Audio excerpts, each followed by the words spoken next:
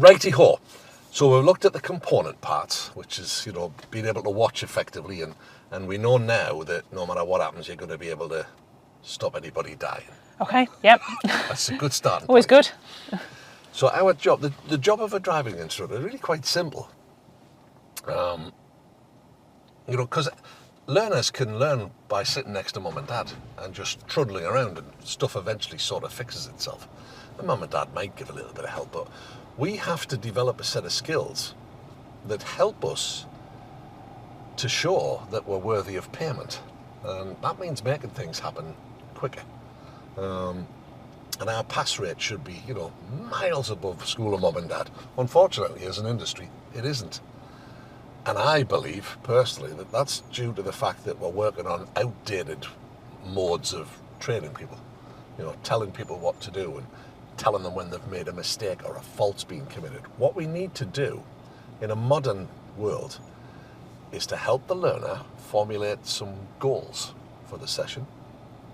And then with them, both of us working on it, put a plan together to help us achieve those goals, whether that's working on junctions, working on this, working on that, working on the other. Our job as a professional driver trainer is to monitor that plan and be able to guide them as to whether it's working or not. Because sometimes they know, sometimes they don't. And if it's not working, to then make adjustments to that plan. At the same time, other things happen. So if we're working on junctions going round and round and there's shave a cyclist or a shave a parked car, that either needs to be added into the plan or it needs to replace the plan. So that would mean producing some new goals. So that's our job really, is to monitor the plan that's currently at play, and then as a result of what happens, help them to formulate new goals based on where we need to be from that point. That's it really. And we do that by monitoring it, being able to see what's going on, hence the observing effectively and learning where to look and when to look and how to look. By drawing it to their attention and then having a conversation with them that helps them to see that, all right, this is something that needs fixing. People often work in the mistaken belief that coaching's about letting the learner do whatever they want. No, that's not client-centered, that's client-led. They know what they want, and they sometimes know what they need. We always know what they need because we're professional driver trainers. So it's a bit like being married, if you want to get your own way, you have to convince the other person it was their idea. Yep. Women are much better at that than blokes. Or maybe it's just me that's bad at that. But it's about having the learner realise that, actually the way that I'm doing that isn't quite right. And then putting strategies in place that cure it. Now, the big plus of doing it that way is that it's their idea. They're going to stick with it. Whereas if it's our idea, they'll do it while we tell them to do it. They'll do it up till they pass the test. But then we fall into that age-old trap where you pass the test and then you learn how to drive. And that's not a satisfactory construct because we get the driving standard that we have now, which is one of the best in Europe, but it's still not as good as it should be. Somebody who's been through professional driver training should be able to stay safe in any circumstance. You'll never stop a 17-year-old lad who's just passed his test getting in his first car and ragging the living daylights out of it. But you might be able to influence where he does it. Yeah. So this is what it's all about, really. It's helping them put together meaningful goals, utilising what's already inside their head. So we have to identify when things are not the outcomes we're looking for, and then help them put things in place to turn what we got into what we wanted. Does that make sense? That's what it's all about. Seems really. easy enough. It does, doesn't it? So now that you know how to keep us safe, Yep. I'm not going to do anything today that's going to require you to intervene in any way, shape or form in a physical way or to prevent any risk. So there'll be no risk today. What we're going to do is we'll start gentle, like we did with everything else. I'll drop one fault in, and I'm going to do it 3 times. Okay. If you haven't spotted it after the 3rd attempt, I'll pull over and tell you what it was. If you see it, say it. That's all. We're not dealing with anything other than, did you see it? Any questions? No. Does that seem like a reasonable goal, a reasonable starting point? Yeah. Okay. Happy with that. As ever, we always want to keep things simple.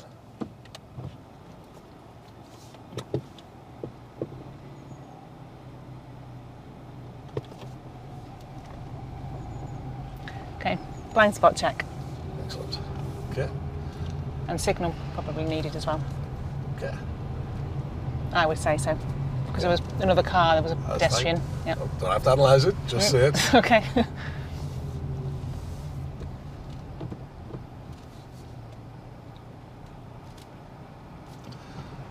So, because we've only just started, well done.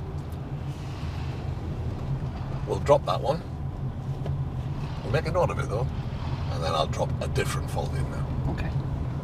I'm going to go left at the end of the road.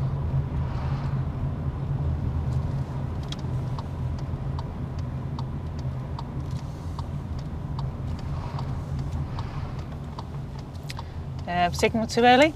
Mirror checks, observations. Okay.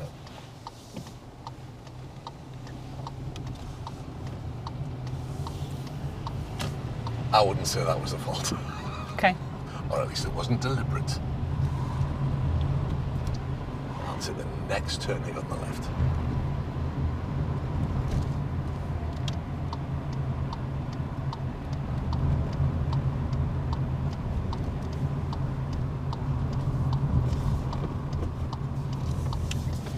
Right in the clutch.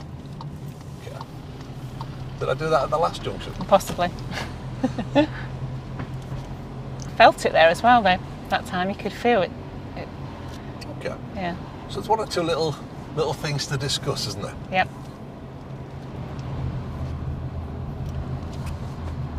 We'll clear all these junctions, so relax. So as in the real world, there's often several things to be working on. Several things get thrown up. I think this is why it's really important that we see it and say it at the same time. Because by the time we come to stop around here, there might be a few things and you might forget something. If you've said it out loud, maybe the learner will remember. Now, doggy. He's on his way home, isn't he? You can tell because he's knackered. I'll go left at the end and then I'll pull over.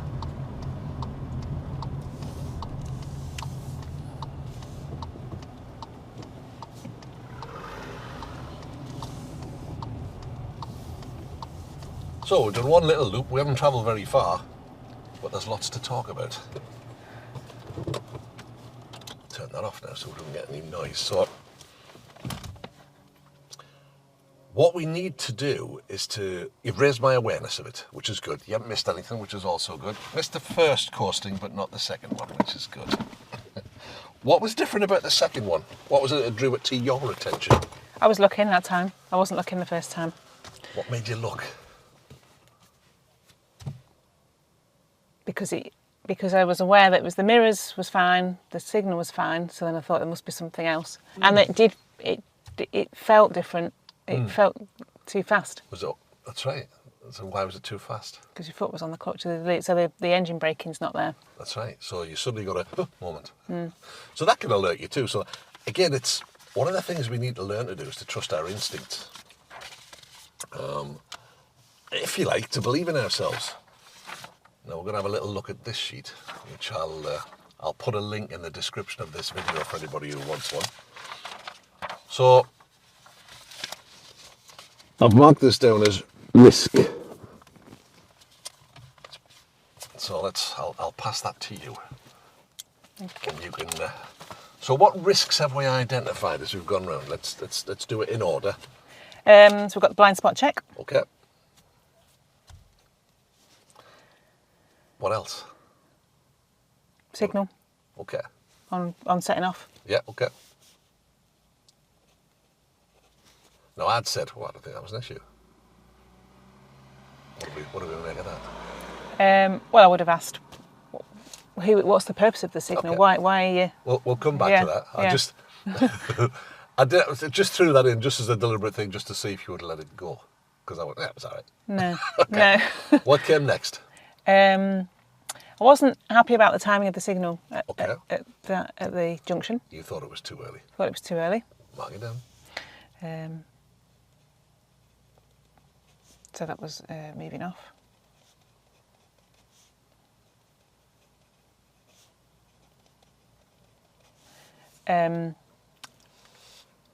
And there were some observations with regard to looking in the mirrors, but then I felt like you signalled and then you looked again, but then the signal was the timing of the signal was If you're wrong. not happy, write it down. Yeah. And then it was the coasting. I coasted, but you didn't pick that one up. No, but on the second one. But that's I did. okay. The second one you did. Coasting. Anything else?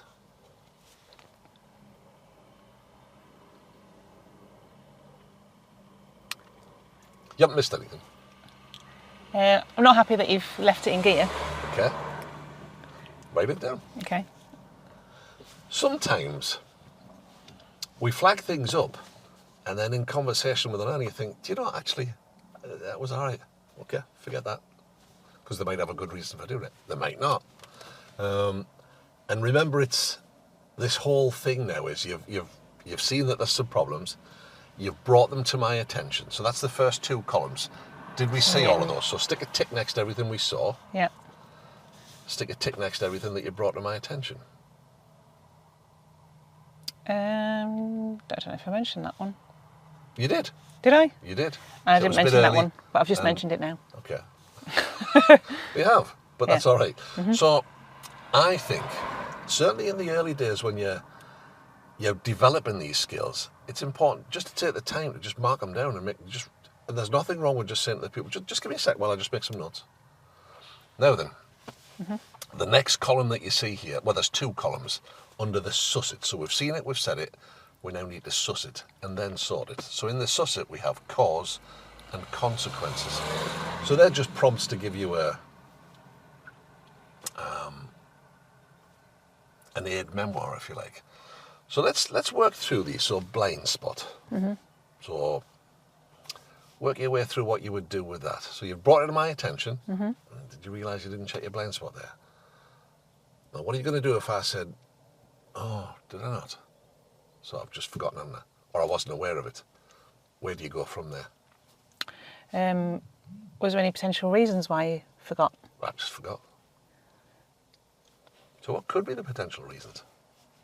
You don't see it as important. Why might I not see it as important?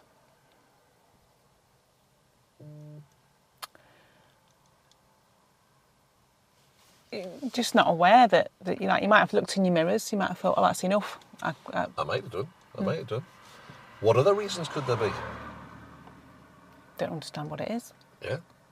Or perhaps I don't think it's important because I've spent my life in a car watching somebody drive who doesn't do it. My dad doesn't do it. Good driver, my dad. So we need to explore what the cause is before we can apply a fix. Otherwise, you're putting the elastoplast in the wrong place. So we need to find out why. So what question could you ask me to find out what's going on in here? What's your thought process when pulling away? Let's go. Just make sure there's nobody coming in. I go. And so, how sure are you that? Pretty sure. How can you be 100% sure? 100%. Can you ever be 100% sure? I'd hope so. Yeah. All right. Oh. You'd hope so. I would. Yeah. You can. Right. Yes, you can. Then we can get involved in, because it may well be that I've, lack of knowledge, lack of understanding, lack of skill, bad attitude. Either way, if we work our way through, well, let's look at the advantages of checking. Let's look at the disadvantages. You might get involved then in a conversation about, well, what does 100% certain look like? I don't know. Well, okay, let's look at where the potential risks are. Driveways, from here, from there, from whatever. So show me what 100% looks like. And then what we need is agreement then from the learner that, oh, yeah. Often what I observe when I'm looking at lessons is I see people bringing it to the learner's attention and the learner going, oh, yeah. But then the fault just keeps coming back because we've not really tackled what the cause is. We're dealing with the symptoms where we have to have the learner have the little light bulb moment and going, yeah, actually, I do need to check. That is important. Right, should we make that a goal now? And you might drop out blind spot. I would drop anything else that was happening. If I was conducting a lesson with a learner that did that, we wouldn't get as far as that car and would be stopped. Stop. Talk to me about observations. And I'd want to drill into it And I'd want them to be saying, yeah, realising that that is something that needs fixing. Then and only then can we move on to applying the fix, which might be what? What do you think the fix could be? What options have you got? So practicing moving away several times, but asking them to, well, first setting the goal. The goal is to effective observations when moving off. Yeah. And then, So I've agreed that that's the goal as the learner. yeah. Then where do we go? Well, you could ask, do you want me to talk you through? Okay. Do you want me to... Would you just let them have another go? I'd ask them to say, well, what help do you want from me? Do you want me to talk you through? Or can you explain to me what it is that you're going to do? And if I'm happy with that, then... Again, that's a great one, a great talking point. What help do you want from me? So what if the learner goes, well, I don't bloody know. And do they know? No, not always. No. Sometimes if they're quite far in the lessons, they've got the habit of it. Yeah, just to be polite. When they go, oh, well, and 99 times out of 100 they'll go, just tell me if I get it wrong. Well, I've just done that. So I would say to somebody who said that to me, just tell me if I got it wrong. I've just done that. I've just told you when you've got it wrong. What's going to change this time to make sure you get it right? So here are the options you can have. I can demonstrate. I can talk you through it. I could prompt you. You could have a go on your own and see if you fix it. Choose one of them. So examiners get bent out of shape about this. What level of help do you want from me? Because they look at it and think, well, how are they supposed to know? You're supposed to be the driver training professional. Offer them some options to choose from. And I think that's good. And you will then develop a relationship with some learners where you instinctively know. But place yourself now on a standards check or a Part 3 exam. And the examiner's sat in the back. He doesn't know that, or she doesn't know that. So, we need to be demonstrating competence. And people often say, oh, I'm doing that just for the standards check. You're doing it to help the examiner make a better assessment of your skill set. And if you just assume things between you, how do they know what's going on? So offer options. Okay, so what level of help do you want to select this time? Remember what the options are, you might even say? Oh yeah, it's this, right, which one of those? And then you would try it. And then I'd be stopping again immediately. Did that work? Did it not? And then making them do it again without any help. So you must demonstrate that learning has happened. And the only way you can demonstrate learning has happened is if Managin's here in this seat does it without any help. Does that make sense? Yep. Yeah. So coming along here, we've looked at the potential causes of it. And it's generally lack of skill, lack of knowledge. Bad attitude is a big one. I don't need to be all right. I think, yeah, that's near enough. Also seeing it as something that they need to do for the test. Yeah. Oh, I'll do that, I'll pass my Yeah, test. no. And then to stop. It's we get the chance as driver training professionals to really influence this person's behaviour going forward. And they're never going to do it because you think it's a good idea. They're only ever going to do it if they think it's a good idea. It's like, have you ever been a smoker? No. Oh, right. Sorry. You're very fortunate. That's all right. But, I mean, it's, giving up smoking is the thing. I mean, Yeah. it's easy. I've done it hundreds of times. But it was only until I truly decided for myself that needs to stop that my behaviour changed. It's like anything in life, isn't it? Whenever you want to, whatever the thing that you want to change. Your behaviour is only ever going to change if there are consequences for you that you can clearly see. Not because somebody else told you. They were just like, hey, whatever, Grandad. There's a classic one with young Danielle when I was teaching her, and I ploughed in on the dual brake because she was going to pull out and there was somebody coming. Now, our clutch control was fantastic. And, our control of the car was just exceptional. So we pulled, I said, what, she would, oh, we do that for? So I just put her in the car, we'll have a chat. And I said to her, so, I hit the brake there. Why do you think I did that? She just looked me straight in the face and said, is it because you're old and nervous? Well, yes. What was it made me nervous, do you think? And we had this lovely conversation about, she said, but I had plenty of time to get out there. I said, you did. Because your control is fantastic. But it was close, wasn't it? It was, you're just enough room. And I know you can do it. Do you pull away perfect 100% of the time? Well, not 100%. And she sat quiet for a little while. She said, so What you're saying is, I need to build in a little like safety buffer. That's exactly what I'm saying. She went, all right, yeah, that makes sense. And it's fixed. Yeah. And it's fixed for life. So you never have to go over the same thing. Now, I would ask any PDI or ADI watching this or listening to this, how often do you have to go back to the same fault? Now, there's a reason for that. It's either they don't buy into it, they think, it's just something I want to do for my test, or you've not made a good enough case. They don't see the need for that to be different. And it's the same thing of it, I forgot. You don't forget stuff that's important to you. Stuff that where you've formed the idea yourself. Nobody ever forgets what their religion or their politics are, because that was a thought process you went through. And it's the same here. When we're dealing with human behaviour, a lot of me talking here, isn't it? When we're dealing with human behaviour only changes when that human sees a need for it. Does that make sense? Yeah, there is a thing about habit forming though as well, isn't there? So, and that can take, even if you see it as important, building that into it as a habit. Like you might think going to the gym is really important, but actually it still takes a few weeks for that to form into as a habit. Indeed it does. You're clearly further along that journey than I am. So it may well be, and this is where the conversation between you is important about what level of help do you want. Do we expect a straight fix instantly? Or is this a learner that maybe needs a little bit more support and a little bit more help? So we're careful about where we withdraw that help and support. So you're putting plans. So we're assessed on our part 3 or our standards check. The first column, it's a row. The first row says, did the trainer identify the pupil's learning goals and needs? Well, we set that at the start before the examiner gets in. But this is part of, are we, helping them identify goals and needs? So it's a new one. Then the next bit was the agreed lesson structure, and the key word here is agreed, appropriate for their level and their ability. So, sometimes you talk them through it once and then they're done. Other times you might just have to come back to it. And it is something that you might revisit a little later, but often you don't have to.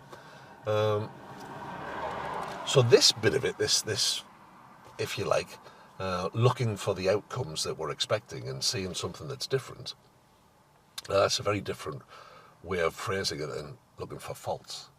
Fault's a very negative word. It destroys learners. It destroys PDIs. Well, you got that wrong. Okay, was that the outcome we were looking for? No. What was the outcome we were looking for? Remind me again. Okay, so this is what we got, this is what we want. How do we turn what we got into what we want? That's a very... He was a bit close there, wasn't he? That's a very forward-looking way of doing things. So let's look at the next one, because this is more your classic where you're going to have to work to get me to see it. The consequences. So what's the risk of not checking the blind spot? Well, of course, if I wanted to be awkward, I'd just say, well, there wasn't any because there wasn't anybody coming. Is that always the case? Has been so far. Will it always be the case? And that's the right argument to make. How sure can you be? And again, I always refer to this, we need to be 100% sure. And the next time we pull over, and I'd be pulling over, on an issue like this, I'd pull over lots and lots of times during the lesson. Even if I'm working on something else, pulling over. Show me what 100% looks like. Is it different here? What's different about it? So I'm helping them learn. Oh, there's a driveway here this time. Oh, there's a gate here. Oh, there's this, there's that, there's the other. So once you've got this sorted, the changing of the plan and the level of support should become fairly easy. But does that make sense? Yeah. Happy with that? Yep. Because that was an area that we've talked about before, about drilling in and making sure that what we do next is the right thing to do. I suppose it's for me, like if I say, well, what caused you not to look, and just delving into that a little bit in more detail to try and really get to it. And I'm guilty of not doing that. I might just accept the first answer. Yeah, and that's okay, but it leaves you with a ton of work to do. And you're constantly second guessing and firing away and firing. But if you really find out what the cause is, it isn't really that much like hard work. Another one that comes up a lot is, that for a blind spot check. Not really acceptable. Why am I looking there? I see that a lot, on lessons I observe. I think, were you happy with that blind spot check? So why is the learner just doing that? It's a token gesture, isn't it? I'm meant to do that. I've been told to do that, but not actually sure what it is. But the only way you know for sure is ask them, you happy with that blind spot check? Yeah? I would look somewhere different, so I would have a different outcome. What is where I look bring that what you're doing doesn't give you? And they often don't know where it is. So I'll get out of the car and I'll go and stand in the blind spot. Most ADIs don't know where the blind spot is. How can you not know where it is? So when I get a new car, I have somebody sit here and I move myself around at the side till I find out where the blind spot actually is. And when we're talking about blind spot, I'll get out and I'll go and stand it. Can you see me now? Can you see me now? Can you see me now? No. Look over your shoulder. That's your blind spot. So they often don't know where it is, but until you've drilled into that, you'll never know. We can assume a lot of things, and often we assume wrong. Just say, I thought I was checking it. But that's a shoulder check, not a blind spot. Do they know the difference? Ask the question. What's the difference between it? They go, So it's by drilling in and really finding out, that helps you to establish the right starting point for what happens next. So let's look at the next one, the signal moving off.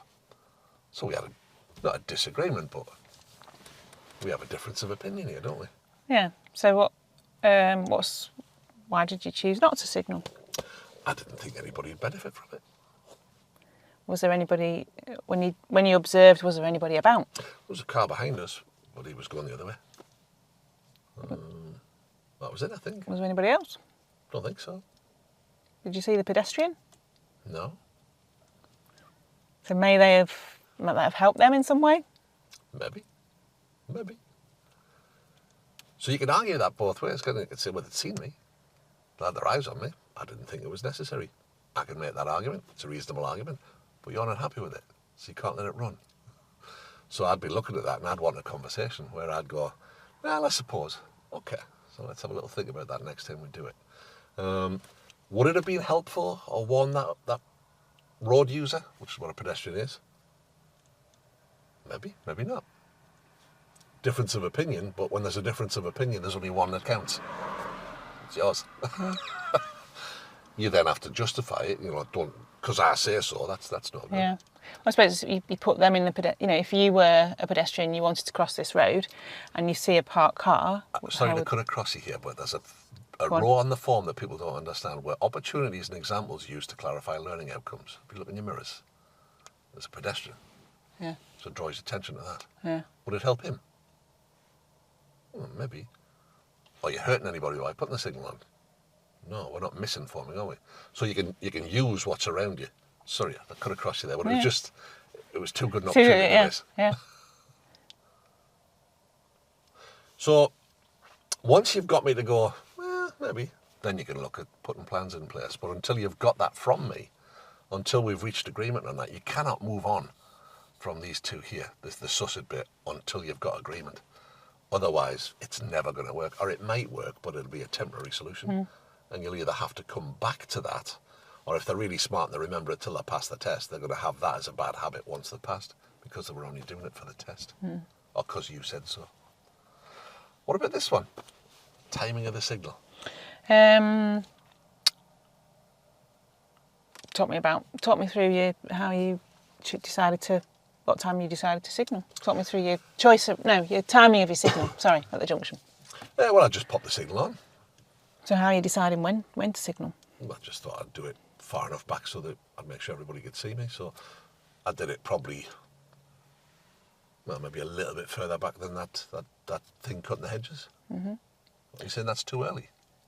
Well, what's the advantages or disadvantages of signalling too early? Well, do you think it's too early? What are you basing it on? Why are you not answering my question? Because I'm just trying to ask. Yes. Trying to get you to say. I know, and that's very good, but you can easily lock yourself in there. In so circles. I say, well, do you think that's too early? Yes, I do. Ask me why. So, we can't always get everything out. We've got to try it, and with the way that you've approached that there, I would give you the answer, but sometimes, they just go, well, why are you not answering my question? You're being rude. Like, that's Sally, she's rude. But yeah, so it's what's your argument for me not signalling where I did? If you had to make the case, what would it be? Yeah, well, what could... So a signal is to do with, you choose the signal to help people, don't you? But it can also be confusing. So if you put the signal on too early, how could it confuse people? Or the road users? They might think I was going down one of those driveways. Yeah, or anything else? I was pulling up. All right, okay. So now you've got agreement. So what tells you about what I've just said that I agree?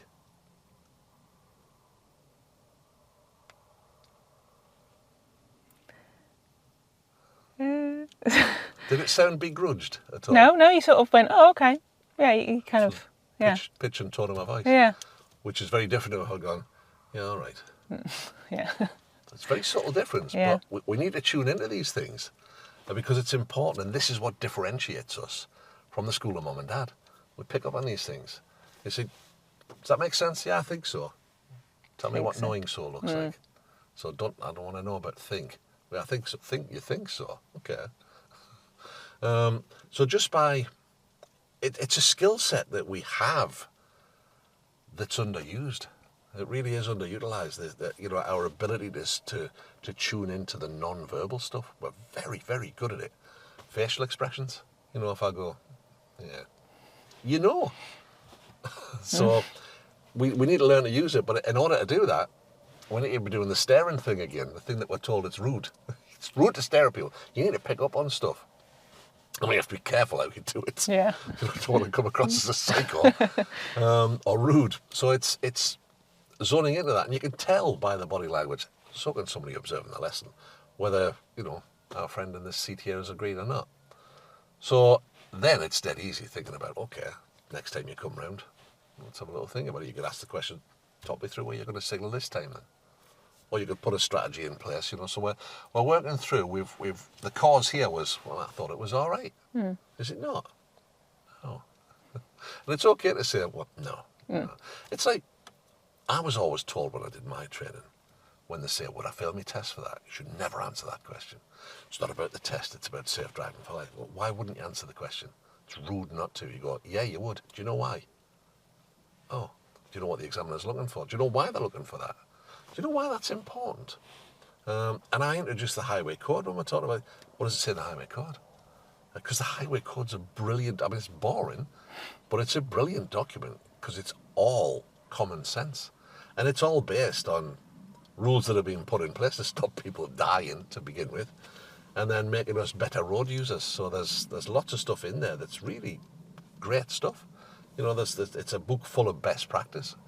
So I introduce it all the time. And I ask ADIs, it never ceases to amaze me how little of the highway code ADIs know, which is a tragedy really when you think that's how we peddle our living. Anyway, that's an aside. Observations at the junction.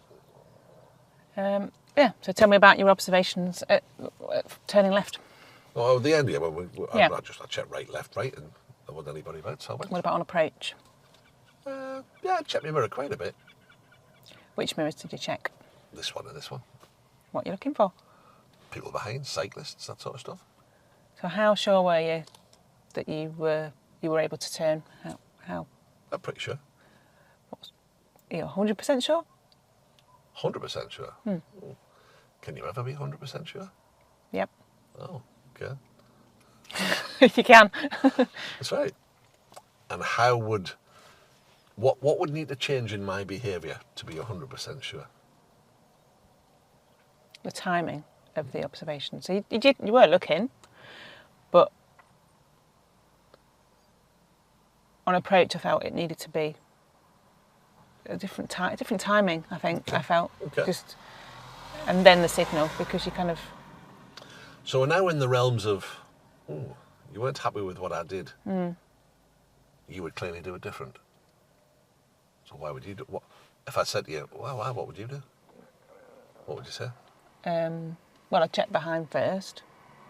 Then I'd check my left mirror to check that actually it's safe to put that signal on. All right, okay. Did I not do that?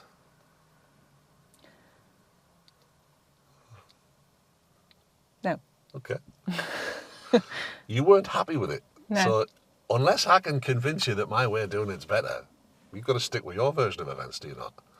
Now, we do tend to be mirror obsessed, and examiners are nowhere near as mirror obsessed as we are. Nowhere near. If you want to see evidence of that, just sit in on tests. As long as they're taking effective observation. I've seen it lots of times, loads of mirror checks, and then the examiner says, take the next road on the left, the signal left, then they check the mirror. They don't get marked for it because they were already checking the mirror earlier. So they're not as maybe pedantic as we are. But there's nothing wrong with the argument that you've made. Would extra mirror work there have hurt me at all? And what would be the advantages? Well, you could get closer to that 100% that we're always seeking. Oh, right. And then I go, yeah, I see what you're saying, yeah. Oh, okay, yeah. But see, then I do have another experience of somebody else who was obsessive about the mirrors to the point where they'd look, signal, look, signal, look. But then as we came into the junction, the whole position was wrong because they weren't actually looking at where they needed to go. Yeah.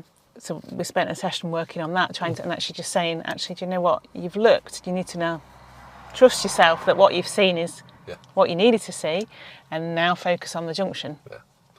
So it's a balance thing then, isn't it? And you've got to get them to be able to see, oh, yeah, that makes sense, that, yeah. Because until they see it, it's never really going to be fixed, because they'll revert back to what their mind was telling them. Our behaviours stay the same unless we can see a good reason for changing it. Okay. Yep. Coasting. So as you went around the corner, you had your foot down on the clutch. Oh, okay, yeah. Any reason for that?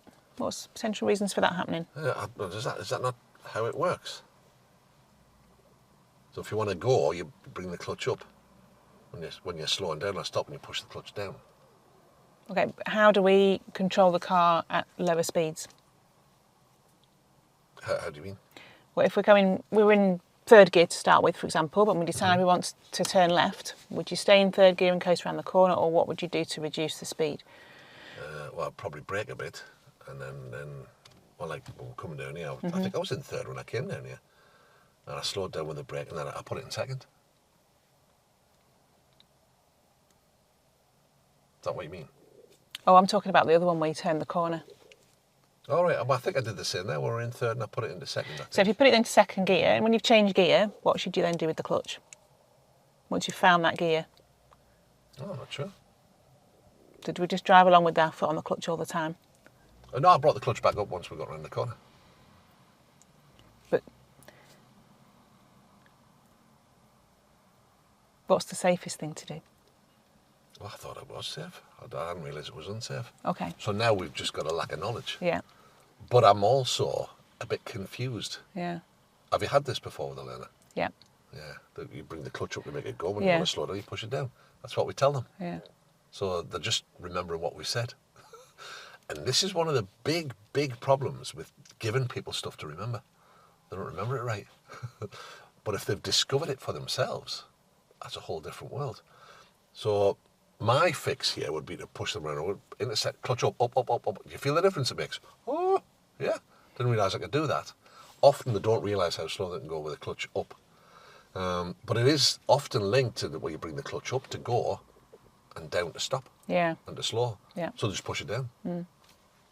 Didn't occur to them anything other. Yeah. But until you found out what the cause is, I just didn't know. Yeah. Oh, I didn't know that. Yeah. Oh. Or it may well be that they've observed somebody else doing it, or, did you feel the car getting a bit quicker? Yeah. And a learner like this might always say, I really hate junctions, especially downhill ones. So the clues are in there. So unless we deal with what the cause is, you're never going to have it fixed. It's because they're going to default to that because, well, I've been told to do that. So I keep having to remember that. Remember clutch down when it... So it's a problem that's inherent with telling people all the time what they should do and what they shouldn't do. If we have them discover the right way to do it, or a better way of doing it, if you like, that's a bit judgmental. But if we help them to see that, well, that gives you much more control. Yeah. And you're going to feel a bit calmer as you go around it. I had somebody who had the same issue, and was concerned about stalling. That was their main concern. I need to put the clutch down because I don't stall. So I actually said, right, we're driving along a road like this, and I said, I'd like you to pull over and stop, but I don't want you to use the clutch. So we just stopped and she stalled. But I said, at what point did the car stall? And she was like, right at the very last second. I was like, well, that proves then what to you? And she was saying, well, I don't need to put the clutch down quite so early. So what you've done is you've allowed her to have the experience Yeah. and then reflect upon it. And that's how we learn as human beings. We experience something, we reflect on it, we work out what worked, what didn't work. We then put together some plans of what we might do next time. If it didn't turn out the way we wanted it to, what are we going to do different? And then we have another go. And that's how human beings learn. I do a whole workshop on that, as you well know, because it's misunderstood. And, you know, you can help people to learn by telling them what to do all the time, but it's nowhere near as effective. And it's certainly not as quick as giving them the opportunity to experience it. I often just do some figure eights in a car park. Let's see how slow we can make it go. And occasionally we'll be just trundling along, and I'll hold it back on the dual brake, so the car will be like, it's not stalling, is it? Oh, no. And I'll let go of the brake, look at the way it goes. Oh. And often it's the same, oh, I didn't know you could do that. And I see people, even at part 2, who haven't got good clutch control. They've not got mastery of the clutch. And you think, how would you not know that? So we just do some simple little exercises, finding the bike with no gas on, letting it go forward, stop, forward, stop, back, stop, just using the clutch, no gas. These modern cars have kind of ruined that, because if you bring it to the bike, it'll just rev. Yeah. And they're not going to, you know, when they first pass their test, they're not going to have one of these, are they? No. They're expensive, these. And on this model, the insurance is too much. So it's by letting them have that experience and then, you know, understanding that, oh, right, okay. But they've discovered it for themselves. It becomes locked as part of who they are. Does that make sense? Yeah, absolutely. Yeah. So by making sure we've covered all, you don't always cover both columns in the suss it and the sort it, but we need the conversation about that. We need to know what's caused that. Is it a lack of knowledge, lack of skill, lack of understanding, bad attitude? So can I just ask how, because I've come across this before, where you ask a question and they're like, I don't know. And however hard I try, and it's obviously not hard enough, but I still keep getting just don't know. So I'll stop and I'll have a little drink and I'll just leave them to ponder it, and then I still get the, don't know. And sometimes it's because they don't know. Okay. I would then say, did you realise? And I'd give them a solution. No. Should we try that and see? And then once they've tried it, they go, that's like your learner with the pushing the clutch down. It's not until they go, well, I never knew you could do that. Right, now we've got that saved away. So it is okay to input. Yeah. You know, being a good coach isn't just about not instructing, because sometimes it's useful. Try this. How did that work for you? Oh, brilliant. Right, click save on that. Next time we come to it, we'll use that. All right, okay. Now let's look at the last one. I've left it in gear. Talk me through that one. Okay, well, it's not wrong necessarily. Some people can do that. Can I ask you why? Why have you left it in gear? In case the handbrake cable snaps. Okay. So how can you be sure before you start the car that you're not going to lurch forward? You're handbrake neutral. Does that Push work the for clutch you? down. It does. Okay. So as long as they're aware that why they've done that and they're going to, the consequences of not doing it, then that's fine. It opens up a conversation that may be useful to have. Set the gas, find the bait, or find the bait, set the gas. What do you reckon? Big debate raged on Facebook recently.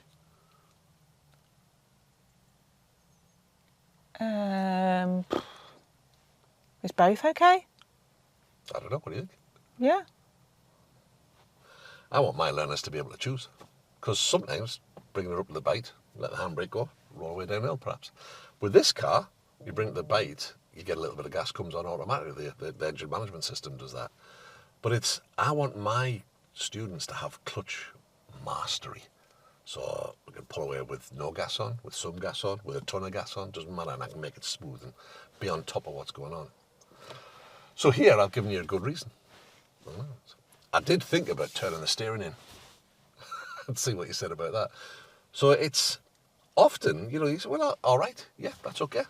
As long as we've got a strategy for, not making it. Does that make sense? Yep. Does it help in this drilling down? I think it's vitally important. And I think this is what separates us, the great ADIs, separates them from school of mum and dad. We're able to drill into this and really find out what the problem is. Where school of mum and dad and not so good ADIs will just trundle around and around and around. Keep saying, you've done it again. Oh, sorry, I forgot. We've done it again. Sorry, I forgot. How many times have we talked about this? Oh, sorry, I keep forgetting, don't I? Why do we keep forgetting? It's not because we're absent-minded, although we might be. It's because we don't think it's important. It's not important enough to us.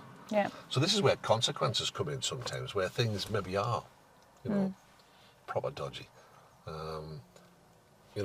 If you've got a learner who's coasting the way that I was, and then getting wildly out of position on the junction, that's something that's really got to be tackled, and that would be, well, we can't do that, and here's why. Go on. So if you've because we've literally just done a lap, and we've got 1, 2, 3, 4, 6 things. How do you prioritise? That was my next question. Oh. Which one of them would you fix first? Well, it's got to be obviously the safe element has got to come in. Which one of those, if it got just a little bit worse, is the most likely to lead to an accident?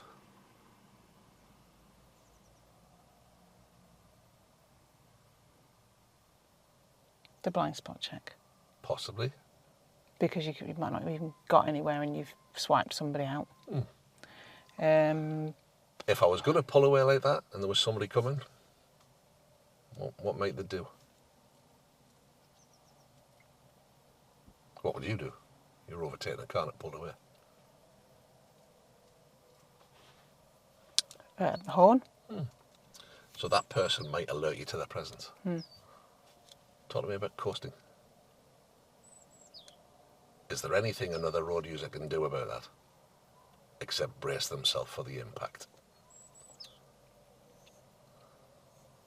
Yeah, no, that's definitely the next one. I would prioritise coasting and then the blind spot. Or you might just do both at the same time. Yeah. Out of those 6, I'd probably choose those 2 things to work on. No, I get that. Because So that one's not really a fault as such, is it? It's just a choice, personal choice. And the other 2, it's not like you didn't do it. It's just the timing wasn't. Thing, yeah. So if you're trying to prioritise, this is important on assessments like standards checks and part 3s. Oh, which one of those do I do? Well, look at the one that's the most likely. If it got a little bit worse to cause an accident, start with that, and then work your way through.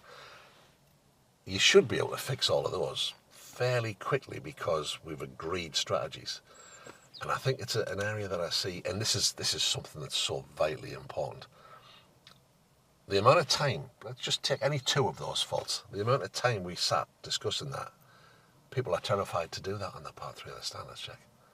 But that's valuable time. Learning is happening, so you'll be perfectly well able to do that, to spend that time. So this idea that you can't stop on a part 3 or a standards check is nonsense. You can, as long as what you're doing is meaningful and is part of the onward fix. It's okay to drill in. But, examiners will often say, you can't be stopping too much. You've already said that. But if you read the examiner guidance, it says that if people need to stop, it's perfectly acceptable for them to stop. And it's in bold letters in the examiner guidance. It's available for download if you want to have a look at it. And again, in the link to this video, I'll put a link to it. It says in there clearly, if they need to stop, they need to stop. As long as what you're doing is meaningful and you're not wasting time by giving them a one-way lecture or sat in silence, then that's fine. Although sat in silence while they're thinking is okay too. Does that make sense? Well, the impression I get is that you're meant to try and have that conversation on the move. But then the issue then being that then something else crops up and you're firefighting. Why might something else crop up? Because you're talking to them, you're discussing So you're distracting them, and you're distracting them. If you've got a long straight road Yeah. and there's nothing happening, now this is a long straight road, but would you want a safety critical conversation on this road? Well, not necessarily. There's driveways all over, there's Yeah. parked cars, there's traffic There's coming the other tractor. way. The tractor that's just around the corner, we know he's there, and it's possible that he's coming, so he's just done down the side of the hedge. Do you think he's going to come back and do those little bushy bits on the bottom? So we could meet him coming the other way. So you don't want safety critical conversations here, so you need to stop to discuss that. Something like that, coasting, you need to stop to discuss that. Absolutely, because that's potentially dangerous. Does that help? Yeah. Does it clarify anything? Does it muddy the waters? No. It's just making sure that you really do drill down on what it is that's causing it. Because as you say, I get it. If they understand there's the tractor here. If they understand it, then it's deep then within you, isn't it? It is. Not just this idea that you've been told to do. That's right. It becomes hardwired as part of who you are. And I think it's an area that gets missed. And I think it's made worse by the fact that we have this idea now that we're not allowed to stop, which is just not true. You can stop as long as it's meaningful. Yeah. So it's okay as well to try and say, right, well, should we try and, if we go around one more time, shall we try and fix a few of these things? Because you potentially you can. Yeah. And it's even easier if you've got agreement from the learner and they're thinking, yeah, that really does need fixing. If that truly is their goal, then they're going to pursue the fixing of it. Their efforts are going to be applied correctly. Or at least that's the theory. I've not seen it yet where that's not been the case. I've seen it where we've attempted to fix it and we've not fixed it, but it's never been because they weren't trying or they didn't think it was important. Because I've had that conversation. They're not just saying, oh yeah, because I said so. Stuff like, having these meaningful conversations with learners, like I left it in gear. You've asked me why I did it, and then you've gone, yeah, all right, fair enough. What does that do to the relationship with a learner, do you think? Well, it makes them feel good, because, yeah. Oh, my opinion counts. Yeah, absolutely. You listen to me. Yeah. All right, okay. And it's simple little things like this, and there's a lot of stuff we can do in terms of building rapport. It's not just about, getting on with somebody. It's when they're talking to you, you make listening noises. Always making sure that you're making eye contact when they're talking and listening properly. As an industry, we're not good listeners. We're being quiet, but it's not the same thing. No. And, also observing the non-verbal stuff that's going on. So you're really zoning in. You can tell when somebody says yeah, you can tell whether they mean it or not. We have just an instinct. Facial expressions we're particularly good at, but it's almost a lost art. They have a little document. Again, I'll put the link in the video description. The Art of Listening, and it is almost a forgotten art. Do you have any questions on that? I don't think so, not at this stage. So I mean, that's your basics. Yep. Of the job, really. You know how to keep us safe because you can intervene. You feel confident in that. We know how to look now. The only one that took 2 goes was the coasting one, but it didn't really manifest itself a lot here. But it was when we were going downhill at the next one, where it really, really happened. If you hadn't picked it up there, what I would have done was I would have done it at this junction at the top, and I'd have put the clutch down dead early, and would have lost speed and not been able to get to the junction. So it would have been dead obvious. And that's a tip for anybody who's wanting to be doing training stuff. You can't make these faults ridiculously subtle. It shouldn't be a game where I'm going to see if I can trick you here. I'm going to catch you out. Because that's not what learner drivers do. Learner drivers don't commit subtle faults, do they? There's never anything subtle about it. It's pretty obvious. So we know how to keep ourselves safe. We know how to watch. We've now looked at, picking up when things aren't the way we want and how to make sure that we get to the point that when the car moves again, we've got a plan in place. We have some goals and we've got an agreed lesson structure to make sure that what we're going to do is working on reducing risk. Yep. That's all the job is. It's all the job's ever been, really. It gets made complicated by, I think, often by people trying to make themselves look clever. I don't know. But I've always looked at the job and thought, it's fairly straightforward. It's just helping somebody learn. So you're facilitating learning, not instructing. No, facilitator, yep. Nothing wrong with instruction in the right place at the right time. Right, we'll call it a day at that. Okay.